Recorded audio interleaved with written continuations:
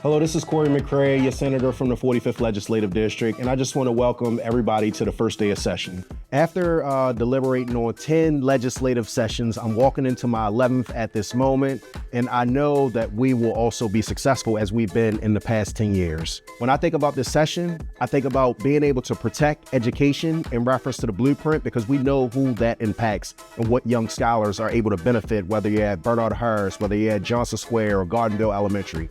But also we know that transportation will be one of the key issues. Just making sure that not only are our young scholars able to get to the schoolhouses, but also that our seniors are able to get to food security or their prescription drugs and things of that nature. But more importantly, making sure that working families actually have access and able to get to their respective jobs or the job hubs that we have across the state of Maryland will be press and center from that standpoint. We'll also make sure that we continue to deliver on our values and our priorities, and that's bringing the resources back home. So I look forward to continuing this conversation. This is the first day of session, but more importantly, we got 89 more to go, and we're just getting started.